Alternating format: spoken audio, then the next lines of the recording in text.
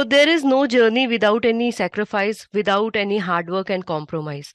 But some of us take all the conditions that we have in front of us as an excuse, while others make it through that part. They achieve their goal, they give their 100%. And today we have such topper with us. I welcome you all to this session. And today we have with us Pradyuman, and he was able to successfully crack RBI Grade B examination recently. So welcome, sir. First of all. Thank you, ma'am. Thank you so much.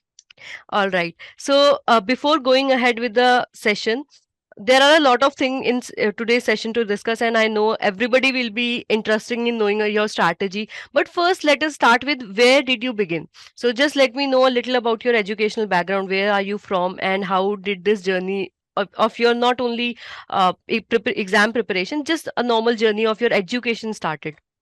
Okay, so I'm from Pune, and I have completed my BTech in computer engineering from Vishwakarma Institute of Technology, Pune. And from there, I got a campus placement in an investment bank, and I've been currently working there. And after my graduation in 2021, I've been preparing for UPSC Civil Services examination, and I appeared for 22 attempt and 23 attempt as well, but I could not clear the prelims.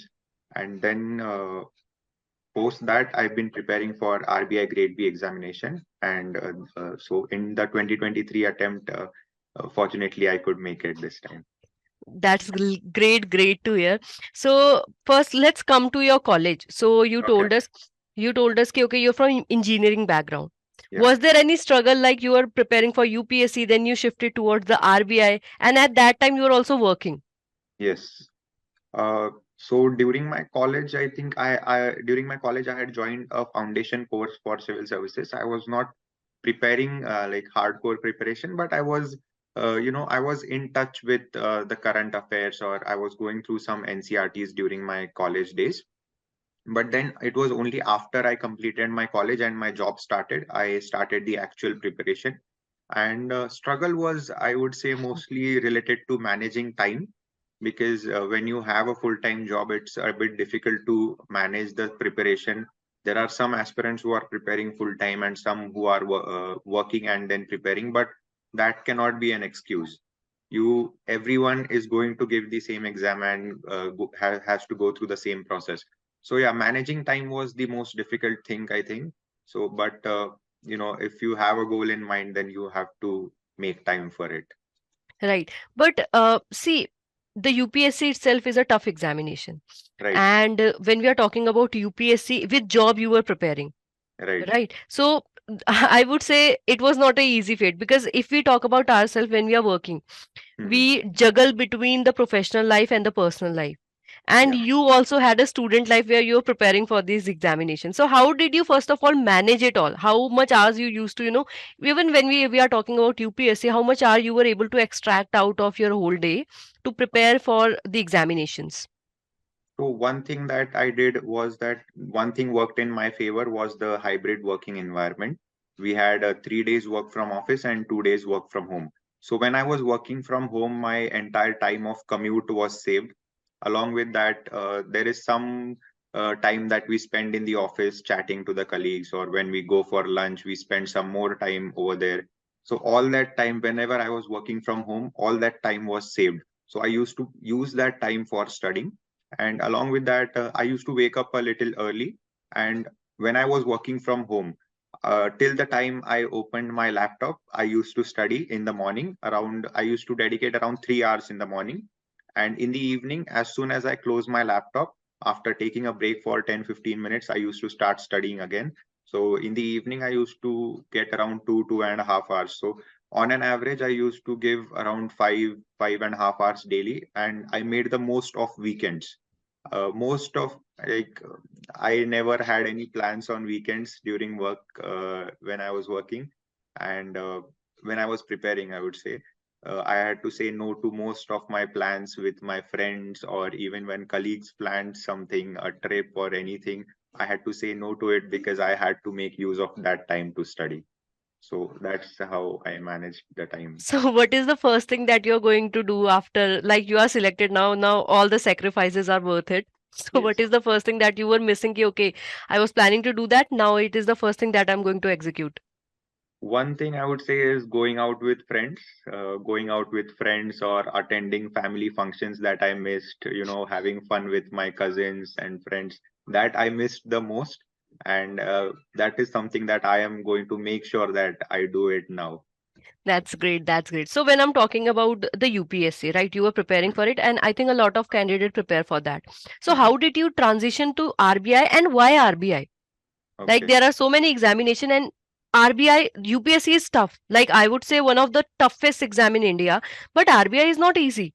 If we right. talk about the people, they think ki, okay, we should get some average job and then we will keep preparing for UPSC. And if you are not successful, we have this average job and then we will try. So what was that one factor that was like, ki, okay, no, RBI is a good job, I'll try for it.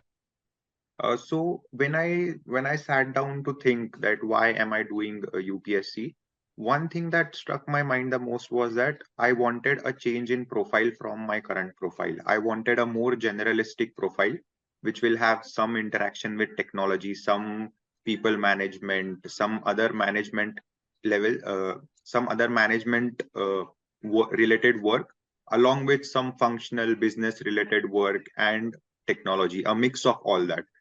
So that was the most important reason for going for this generalist profile. Hmm. And when I started exploring other options other than UPSC civil services, I had an interaction with one of my friends, and he introduced me. He is actually an RBI Grade B officer, and he told me about what exactly this job is, what is the work profile, and I found it very interesting and aligning with my interest. And that is how I found that, okay, along with civil services, this is a profile which is matching my interest, aligning to my interest, and there is no other organization like RBI in India. So I thought it would be a great opportunity. So I started preparing for RBI as well, along with civil services. Right, right. So what was that one lesson that you Hmm. learned during your UPSC preparation journey that helped you to prepare better for RBI? Uh, I would say prioritization and time management were the most important lessons that I learned during my UPSC journey, because whatever I learned from there, because I had less amount of time in hand. So keeping focus on one single resource, not going after multiple resources, will help me manage the time. That was the most important lesson that I learned during civil services preparation, and I implemented it very strictly during my RBI preparation, sticking to one resource and prioritizing time. So if I can summarize it, like you not only have to make plans, but you will have to stick with it. Of course, a lot of Yes. sacrifice will come with that. Just like you shared, you Yeah. have to say no to a lot of plans, right? And you Yes. have to like make most of your times. And I think that Yes. is one thing that most working candidates struggle with. Because Yeah. see what happened when we wake up early, the first thing that we have in mind, ki office will have to be in office on time. Then Yes. once we like leave, we are at home, we are like, okay, I'm exhausted after the office working hours. Now I'll have to study too. So how did you motivate yourself? Ki, okay, I'll have to like study no matter how much exhausted I am. Motivation, I think I used to give more importance to discipline than motivation, because if you are motivated, you'll stay motivated for a couple of weeks, or let's say a month or so. But if you are disciplined, I think that is more sustainable in the preparation, that no matter what happens, I have to study. I have decided this target, I have decided this subject for this week, this much portion has to be completed, it has to be completed at any cost. So I used to be give more importance to discipline, that if I've decided I'll sit and study, I will study no matter what. I think that is a great lesson that most of us na, we usually talk about ki stay motivated, and people are Yes. also asking ki how to stay motivated. But Yeah. rather than motivation, if we put more weight toward the discipline, Yeah. which not only I think in this examination but in long run in life Yes. will be a great help. And I can see clearly, since if you have this approach, it is going to be very beneficial for your future as well, right? Now let's come to a mistake, that Hmm. let's say if you went back to past, what is that one thing that you can change like in your preparation journey? One thing that I would change is that I would give the RBI Grade B exam before appearing for civil services, because I think there is higher level of uncertainty in civil services as compared to RBI Grade B exam. So both the exams are equally tough. There is very high competition, but there is higher uncertainty in civil services. So if I was aware about this exam before civil services, I would give this exam before. That is something I would like. That is great. That is great. And since now you are a RBI officer, I did understand that you would have gone to the past and changed this thing, like giving RBI first, then UPSC. But right now, I think you have some attempt less left, right, of UPSC. Yeah. So are Yes. you planning to reappear or prepare again for UPSC, or are you planning to grow in RBI? Because RBI had great opportunity. It provides Yes. you a lot of career-wise opportunity, and personal growth के लिए you also get the opportunity. So what is your plan going ahead? Uh, so having given the civil services attempt, it has worked in some way for me, that it has shown me the kind of uncertainty that the exam has. So currently, I have not made a fixed decision right now, but I'm more inclined towards having a career in RBI itself, because after I have talked to some experienced candidates, experienced officers, I would say, because they are already in the service right now, and they gave me a lot of information about the kind of work at RBI, the kind of opportunities at RBI, and the growth that you can expect. And since I'm joining at an early age, I think I'll have a lot of opportunities in RBI going down the line. So I would be happy to stay in RBI for a long time. That is That is my long-term goal. that is great. That is great. I think since RBI like had a lot of opportunity, if one put effort toward this, he can grow a lot in this organization, right? It's a great organization, not only in terms of the perks we are talking about, but also the kind of work they do. Yeah. Right. So they are very, I would say, good organization to stay with, and you have made a great decision, I would say. Yes. Right. So you have said about the guidance, like your friend was the one who told you about this examination. Then you said, ki, okay, you were like preparing for this, but you thought, ki, okay, I should do that. And even when you decided, ki, okay, this will be my long-term goal, people with Mhm. experience who are working in RBI, I think, have guided you. So Yes. how important would you say is guidance in this preparation journey is for any new candidate, like Mhm. maybe it from UPSC background or not from not UPSC background, so how much you would say guidance help?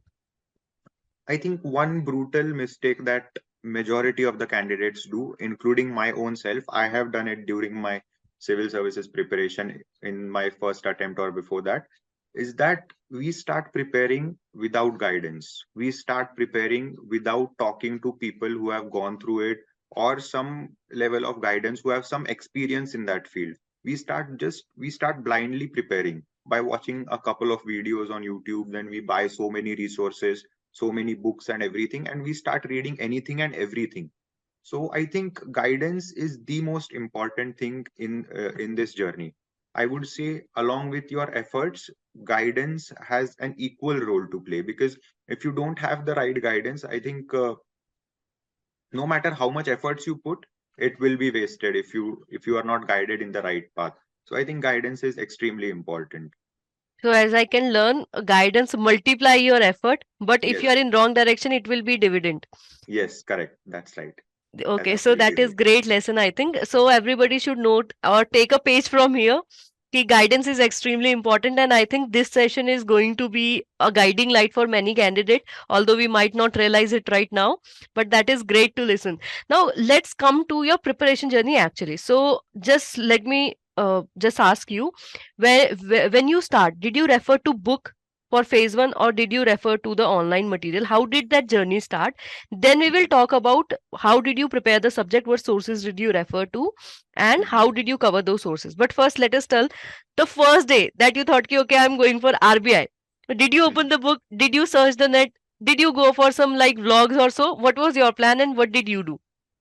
My first thing to go was online. I went to YouTube to first understand what the exam is, like what are the subjects and how exactly is the marking scheme.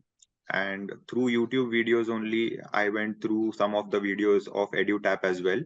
in while researching that, and from there I found that there are sectional cutoffs. It is the exam is divided into these four subtypes. That there is an overall cutoff, and along with that there is a sectional cutoff as well. So that is I went to YouTube, and I think YouTube was my first resource before any book, because lack of time. Right. So then you come to know about the phase one, you learn everything about the organization. I think which is a right step. Like Hmm. if you jump, I have seen many a people who don't know about the sectional timing, they don't know about the total marking scheme. Yeah. They just see the syllabus and they start preparing. But I Yes. think that is the correct, again, you talked about the guidance and correct direction. I think you went there and that is also showing in today you are successful candidate. So Yeah. let's come to your phase one journey first. Okay. So since you were from UPSC background, Hmm. how did you manage the quant reasoning English and how did you manage GA? What was the toughest subject and how did you cover it? I'd like to explain, like ask you one by one. So first, let us start with the quant. Okay. So Quant, I think Quant has sectional cutoff. Quant is tough. It takes more time to solve every question. And if you are not able to clear the sectional cutoff, you are out of the game. And so I knew that, okay, for Quant, my first target and only target is going to be for to clear the sectional cutoff. The overall cutoff that can be managed through GA and English, because English is my strong subject. So I thought that the overall cutoff will be pulled off by English and GA, but Quant, my first target is going to be clearing the sectional cutoff. And I had very less time in hand, approximately uh, 20-25 days after my UPSC prelims. That's when I started preparation. So I went through to EduTap's YouTube channel, and there is a very interesting series that is conducted by Sir about quant and reasoning. And he used to repeatedly say in this video कि आप ये video देख लो start से and तक, और सिर्फ video मत देखना, आप कॉपी पेन लेके बैठो, और अगर आप ये सॉल्व करते हो पूरा वीडियो मेरे साथ हर रोज, तो ही यूज्ड टू से कि मैं गारंटी देता हूँ आपकी सेक्शनल कट ऑफ नहीं रुकेगी, आपकी सेक्शनल कट ऑफ डेफिनेटली नहीं रुकेगी. And I followed word to word advice of sir from the Edutaps YouTube channel, and I used to sit every day solving quants, whatever he covered. He did not cover all the topics. He covered the important topics that used to repeatedly come into the exam, and that will help in clearing the sectional cutoff for quants.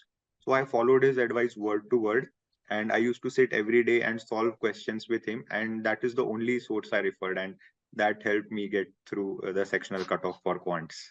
Okay, so did you have like prior fear of quants? Was it like in maths I'm not much indulged into, so I don't know how to start? Was it something like that? There was some, I'm not very good at maths. So there were some topics like, permutation and combination, or difficult concepts of probability that I was not very comfortable with. So I decided that I'm going to drop those topics altogether, because I have less time and my only target is to clear the sectional cutoff for the time being.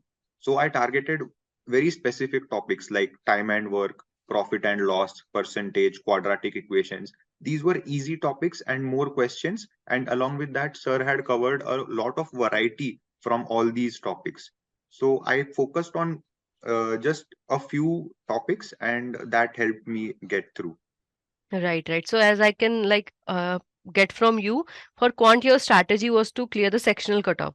So for Yes. that you refer to limited topic. You didn't go into okay, okay, this is my weak area, let me put all the effort here. Yeah. And then you refer to the YouTube series where you follow VD sir, Vishnu Dutt sir, Yes. and you just Yes. watch the video from beginning to end. So Yes. what was your strategy and sources for reasoning? Reasoning also, I would say it was the same, because even in reasoning, because of lack of time, my only target was to clear the sectional cutoff. Of course, I had something in mind that I am going to score more than quants in reasoning. It will contribute a bit more to the overall cutoff than quants. But again, even in reasoning, I followed a very targeted approach, very selective topics that I'm already comfortable with, that are easy, and more questions come from that topic, and where I have a lot of guidance for. I don't have to go through different sources for covering that topic. I use like syllogism and everything. Those topics were already present in the YouTube series. So that is the only thing I followed. Very targeted, very few topics, and revising those topics again and again. That was my strategy for reasoning. Okay, so effectively you have around in hand 20-21 days, right? So Yes, at that time, I think that's a great strategy that you have shared. And students who have a limited time, I think they should note it down that if you, with limited time, you go to many sources, you will be wasting your time. It's very important that all the effort should be in the unified direction. yeah, So for that, you refer to, for both quant and reasoning, you refer to YouTube. Yes, of course, you targeted get more marks in the reasoning part and yes, compared to the quant part, and but your strategy overall was same. Limited yes, topic that you will do, and you will do those on time, and you will not waste your time looking for the sources and topics. So I yes, think correct. that's a great strategy if anybody has limited time and he want or she want to prepare well for the phase 1. So quant and reasoning is the exact thing that they should do following your strategy. So it Yeah, should be copy pasted. Right, now let's come to English. yeah. So for English, I think my English is already decent from school time only. And because of lack of time, I had decided that, and I had done some reading comprehension and everything in CSAT for UPSC. So I had decided that I'm not going to dedicate much time for English because I already need to cover certain exact topics in quant reasoning and GA. There is a lot to cover in less amount of time. So I did not dedicate much specific time to English. I relied on my already existing background in English, whatever preparation I already had. All right. So for English, you didn't put much effort toward. You were Yeah. confident that I have good background in the English. I think Yes. that's great. Like it's not necessary that if you are confident in one subject, then also you should go and watch the thousands of video for that Yeah. or solve 10,000 question for that. I think Yeah. that's the right strategy given the limited time that you have. Yes, Right. but I did make sure by sorry, I like to Yeah. mention Yeah. this. Sure. I did make sure that I go through some vocabulary, some basic. There are a lot of words that come into the exam and you are not aware. And since English was a subject that I had targeted, that this is going to be a contributor, not just clearing, not just clearing the sectional cutoff is my target, but this is going to contribute towards clearing the overall cutoff as well. So I wanted English to contribute. So I did go through some vocabulary, some basic stuff that easy questions can come in, and I don't want to miss out on that. So since this was my strong area, I just sharpened it during that time. Right. So I think again, every subject you should not go for only sectional cutoff or only to get merit. I think that's a Yeah. great strategy that, and I think if just like you were confident in English, so you make it your star subject that it is going to pull me out of this puddle. If Yes. somebody I think is good with quants or comfortable with quants, he should follow the same thing, right? Yeah. Yeah. Exactly. Yeah, so I think that's a great thing that you have shared with us. And you also, you were not like, "Ki, okay, English is my very good, so I was like, "Ki, okay, I'll do it." But you also share minute things. Ki, okay, I did focus on vocabulary. I think that is great example that you're setting. Now Yes. let's talk about GA. So Yeah. given you were preparing for UPSC, Mhm. was it like you didn't prepare for GA well, or was it like you had to prepare different GA for RBI? So how was it for you? Actually, before starting the preparation, I had thought that my UPSC background is going to help me a lot in GA. But when I looked at the questions that come into RBI related to GA, so they were completely different from what come into the civil services examination. They are extremely current based, immediate something that appears in news immediately before the exam. There are a lot of banking related current affairs that I had never studied for civil services examination. So GA was, before starting I had thought, but after starting the preparation, I realized that GA for RBI grade B is completely different, and I do need to give time and put in efforts for preparing for GA. Right. So when you had thought ki okay, RBI GA is different and Hmm. UPSC GA is different, there are some topics that are different. I think most of the candidate also say ki if you are talking about the UPSC GA, that Hmm. is usually more theoretical, I would say, Yes, or conceptual. And if you are talking about RBI, they talk a lot about facts, yes, right? correct. But you have mentioned you had limited time. So Yes. GA you prepared for whole year. Was it 6 month, 3 month, 2 month, 1 month? For how long you have prepared? And what were your sources again? And how did you manage to cover those all? Okay. So when I went through the different previous year questions that appear in GA section, I realized, and I also went through some of the previous year's toppers' answers on Quora, and there they had written that in GA, most of the focus of the GA section is the immediate preceding 3 months before the exam. And since had less time to cover, so gave my entire focus to those 3 months before the exam. The exam happened in July, so my focus was May, June, and April. April, May, June. That was my only focus for current affairs. So there is a very good GA series on EduTap's YouTube channel. Sir has covered every the GA topics on daily basis. So I decided that I will only focus on the preceding 3 months because there are a lot of facts involved. Even though I had time after completing all the 3 months videos, I had some time left. So I could have gone back to, March or February, but I made a conscious decision that since it is full of facts, so I will, instead of going through other videos of March and February, I will instead focus on revising this 3 months uh, current affairs. So my most focus was on the rough notes that I had made while watching the videos and then watching the videos again. So revision, completing just 3 months of GA and revision was my strategy. Right. So I think you managed everything very, I would say, maturely. If we talk about the limited time that you have, if I talk about most of the people, including myself, I would be panicked first. Ki, okay, I have limited time. People are preparing for years for this examination. How can I compete? So what I would have done is I would have maybe look for 10,000 sources and collect 10,000 sources. Then I would panic again ki, okay, I cannot cover it. I cannot give the examination. But rather I would say this was a very smart way how you tackle this examination. For current affair, or I would say GA, which is a very important component, more scoring, and Yes. one that you will where you will have to clear the sectional cutoff, and one which can easily help you to clear the merit. You Yes. you go for a very smart strategy, limited month, limited sources, Yeah. and many revisions you took. Yes. I think that's a great strategy. Did you make any notes for any of these subjects? I did not have much time to prepare notes, but uh, what I made sure was I don't just watch the videos. That was Hmm. something that I made a conscious decision that I'm not just going to watch the videos. I always kept a notebook and a pen in my hand, and I used to note down things.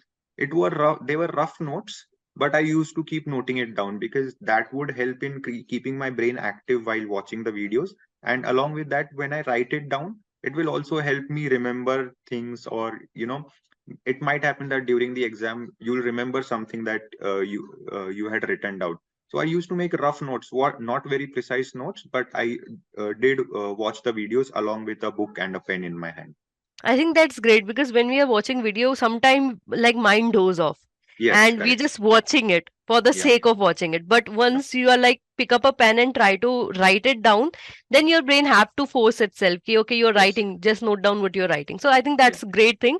Not you don't dedicatedly waste your time making a lot of notes, but you make note for the purpose of focusing and revision if required. Correct. That's right. Yes, that's great. That's great. So I think overall your phase one strategy was great. And since you appeared in phase one, first of all, were you confident I'll be able to clear the phase one? I I was not very confident, to be honest, because I had not given much time for preparation. But yeah, I after my prelims, since the time especially in case of RBI, the time between prelims and mains is hardly 20 or 25 days. So what I had decided that even though when you don't know whether you have qualified or not, it, to be honest, it is not practically possible to put in wholehearted efforts into phase two preparation. But I did make sure that I do not waste a lot of time. In case I qualify the prelims, I have to be ready to tackle mains because I had not prepared for RBI mains before prelims, or I did not have much background. So I started from a subject which I thought that will take more time.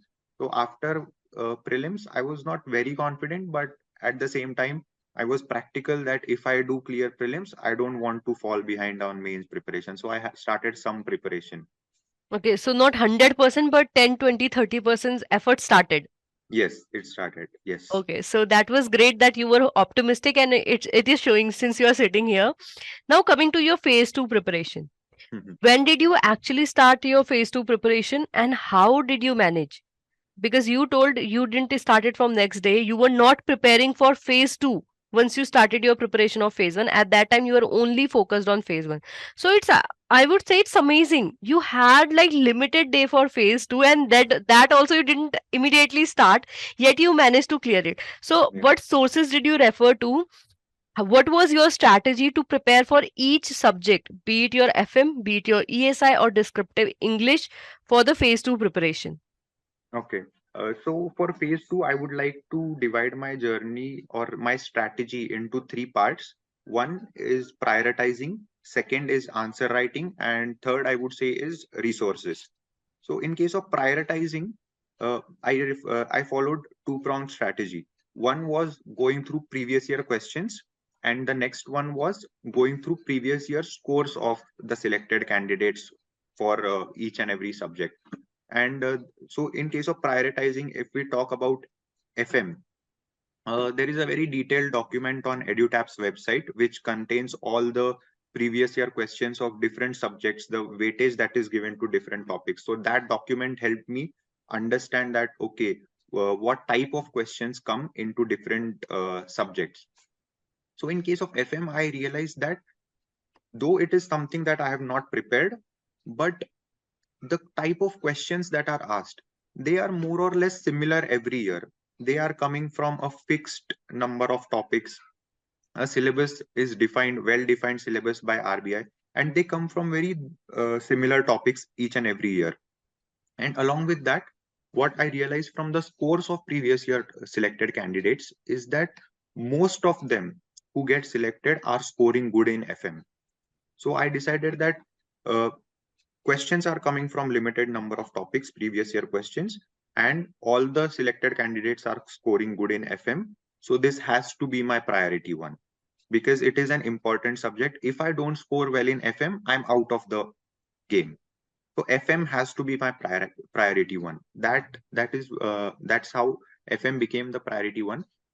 The next thing that I realized from the scores of previous year toppers again was that English in English as well, most of the candidates are scoring decent, if not as good as FM, but there is a decent score 55, 50 plus or 55 plus in English.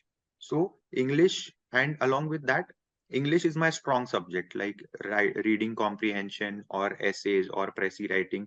This was something that I could tackle. So, I decided that English is going to be my priority too. And then ESI, when I went to ESI, I realized that there is a very vast syllabus that has to be covered. And all the candidates who get selected, uh, even the selected candidates or those who are not selected, they are all scoring in the same range and the lowest, probably the lowest in ESI. So I decided that, okay, no matter how much efforts I put in, there is some score that I will be able to make and some that I won't be able to cross. So I decided that ESI is going to be my priority three. So FM, English, and ESI, these were my priorities based on this.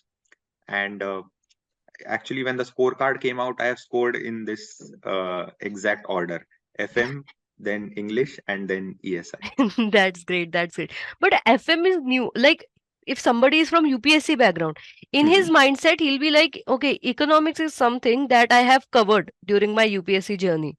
So I Yeah, should put more effort there. However, FM is something that is totally new to me. So mhm. maybe I should try to maybe compromise there. And descriptive English, I think most of the people will have same mindset Yeah, कि I can score decent in descriptive English. But yes, the order can be for especially UPSC background people can be opposite. So how yeah, will you like convince the people ki okay, no, economics ESI is not like UPSC and FM is something that you should have to, because it's new. right. So as I mentioned earlier as well, if you look at the scores of previous year selected candidates, each and every candidate is scoring above 65, 70 above in FM. And along with that, though it is a new subject, but it is easier to prepare since it is coming from fixed number of topics. It is easier to prepare even though it is new, and you have to score good because all those who are getting selected, they are scoring good. So anyway, FM has to be the top priority. And as I mentioned, right, so there is a very good compilation of questions on the EduTap's website, so that can be very helpful. So how did you start preparing for FM part since it was new? Mhm. Uh, after completing my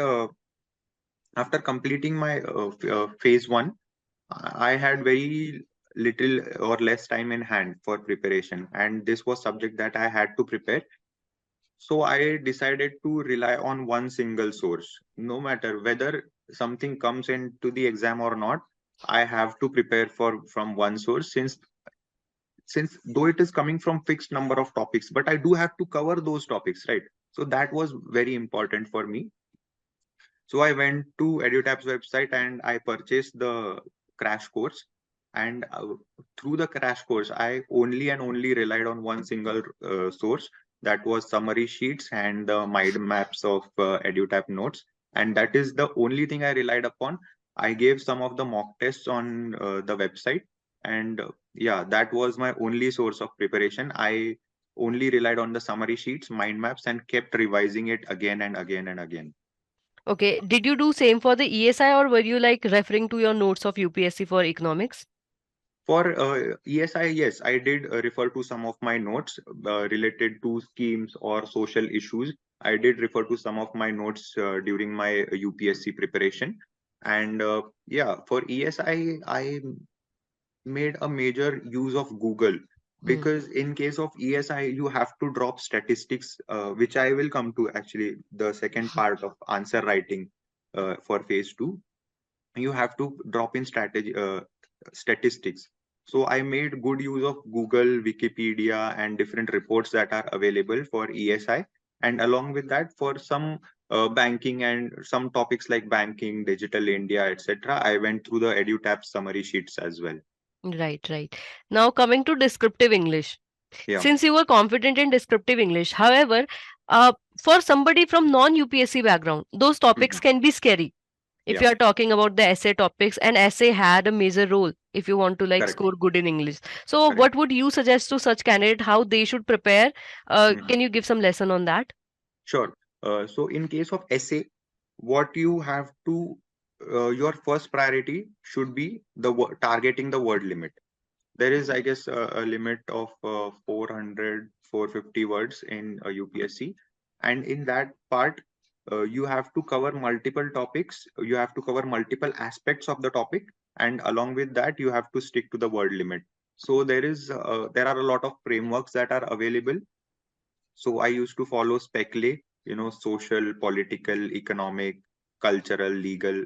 So that helped me to explore multiple dimensions in very short time of any given topic. So I used to follow that framework. And along with that, I made extensive use of Chat GPT for preparing for essay, because that used to give me some more points, insightful points in writing essays in very short. So I made use of Chat GPT for essay writing.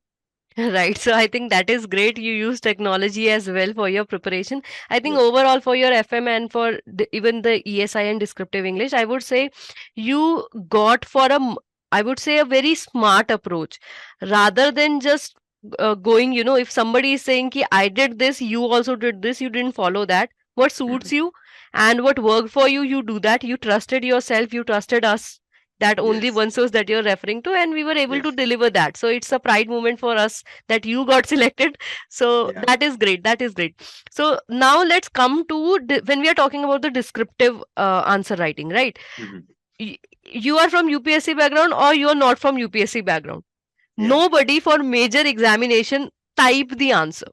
Yeah. If you are talking about UPSC background people, they usually write the answer, right? They Yes. make notes. So Mhm. typing was a new component. So how Correct. did you tackle that? How did you practice descriptive writing? Was it from the start that you have some background, or was it like after the phase 1 results are out, then you start practicing the typing? Uh, if we talk about typing, since I'm already working in IT, since I am working as a database developer and I type most of the times during my working hours. So typing was not a very major challenge, I would say, in answer writing. But one major challenge in answer writing was that sticking to the word limit and covering multiple dimensions in answer writing. That is something that I extensively and consciously focused upon, because what I had realized earlier that in case of when you're writing answers on paper, you can afford to write 15-20 extra words. That does not make a lot of difference. But in case of digital examinations, once you complete the word limit of 150 or 200 words, you are not allowed to type even a single letter post that. So you have to stick to the word limit, and within that word limit, you have to cover introduction, body, and conclusion as well. So one thing that I practiced over and over again was that covering my topics or covering my answers in very less amount of words. For example, a very small example I'll quickly give. If there is a question related to, say, advantages of digital rupee, there are a lot of advantages: cost, time. It will help in controlling counterfeit notes, corruption, black money, terror financing, safety. Now, there are so many advantages, and all of them are important. But if I keep elaborating on the cost component or the time component in 25, 30 words, then the word limit will get exhausted. So you have to learn to express your point in very short. Like if I am talking about cost, I'll simply say currently RBI spends X amount on printing currency notes. After introduction of digital rupee, this will drastically reduce.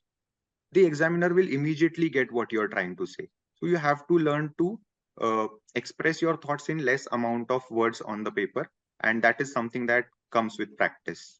Right. So since we are talking about the practice that you said, ki, okay, how to tackle this, how much you would say to how much important it would say it is to give the mock test for your even phase one and phase two for both you can share. Yeah.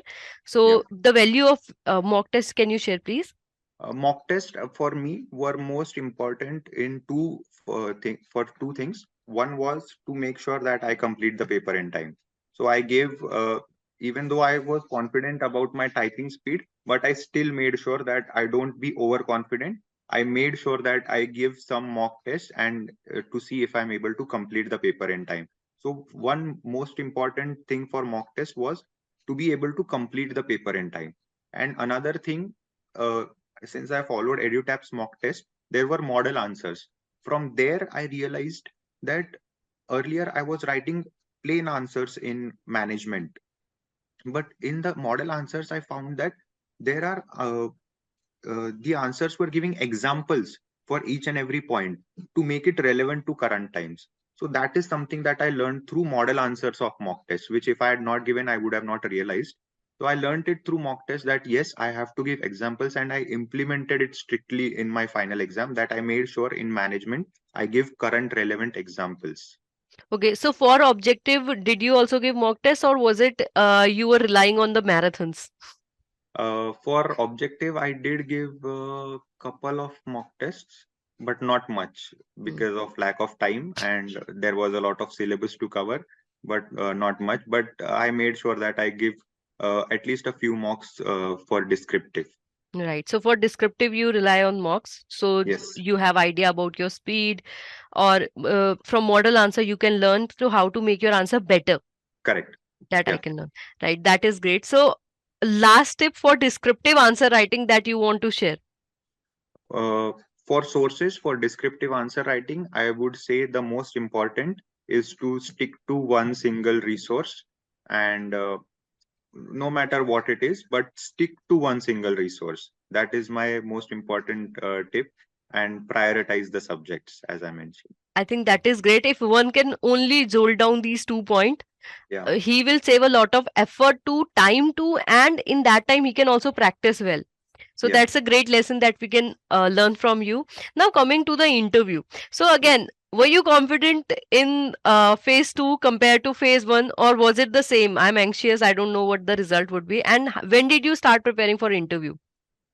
if we compare phase 1 and phase 2, I would say I was comparatively more confident that I will be able to clear phase 2, because I won, as I mentioned, that in such exams in descriptive writing, most of the candidates face a problem in completing the paper.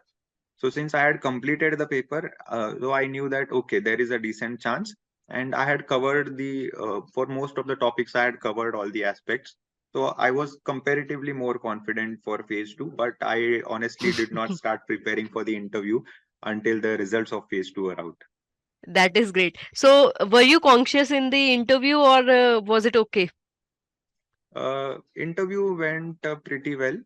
The board was very cordial, and the questions were uh, from predictable areas that I had predicted earlier. So the interview went pretty good. Yeah. Okay, so interview was more, what kind of questions were there? Were they like related to your profile or were they like more about your opinion? Interview, I would say, is a mix of opinion and profile. And the most important thing in interview is how you fill your biodata, Hmm. because biodata is something that literally acts like a question paper. So it is like you have your interview after 1 month, but you already have the question paper before you. So I used my biodata extensively. I made sure that I write relevant and true points in my biodata. And then every day I used to sit with my biodata thinking that I am the interviewer and there is an interviewee in front of me. And whatever questions I could frame from it. I used to jot down those questions. I had divided my set of questions into profile in related to something related to RBI, and then HR related questions. So I had divided us and I made an extensive list of questions and I used to practice them every day. But yeah, I would say it is a mix of profile and opinion based, and you have to prepare your biodata well. Okay, after giving interview, how confident again you were?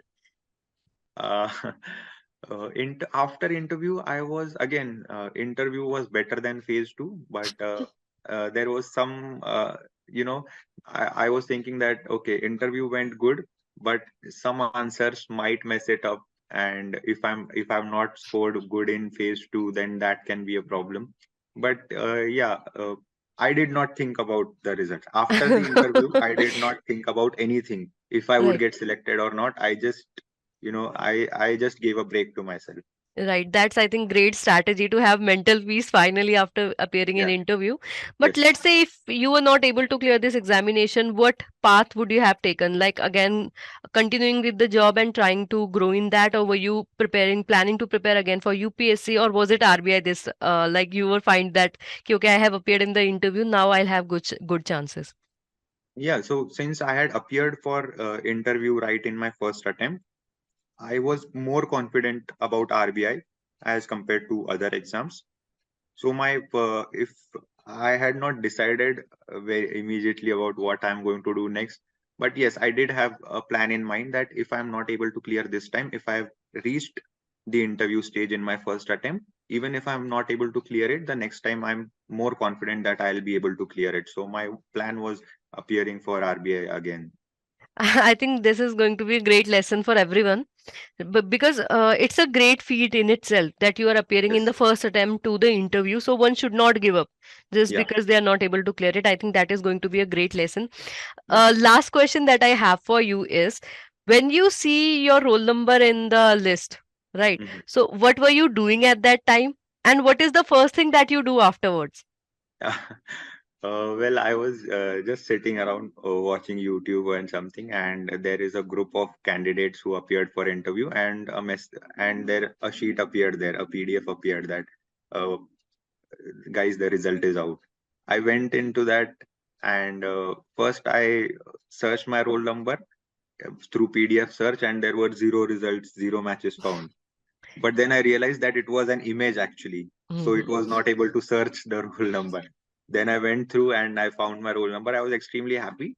But since my parents and my family has been the most important, the most important support in this examination, so I wanted to tell them face to face. There was no one at home when the result came out, so I had to wait for everyone to come home, and then I told them about it.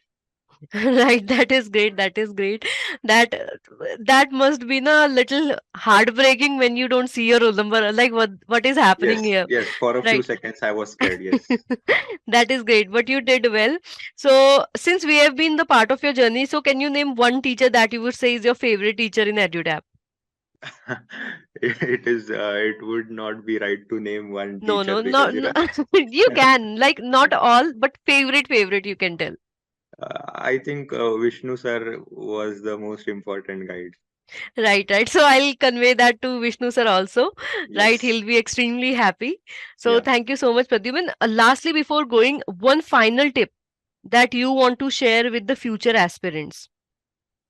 One final tip, not just related to the exam, but if we talk about everything for that matter, I would say learn to say no is something that I Because have. you have said a lot of no's to the trips and so, right? Yes, yes, So that is great. I think that's a great advice that if you're preparing for your examination and if you have some dream, so of yeah, course you will have to sacrifice some things. Although everybody have fun with friends, but yes, once you have that dream, you will have to have discipline, yeah, not just motivation but discipline, and yes, for that they will have to say no. So I yeah, think that's a great lesson. Thank you so much, and again I like to congratulate you on your success. yeah. So I can see you will be doing great in the future too. In the organization you have taken a right path.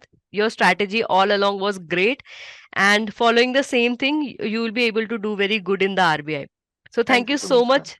And thank you so much for being here with us and sharing such an amazing journey with us all, and we'll be learning a lot from you. Thank you so much, ma'am. Thank you. You're welcome.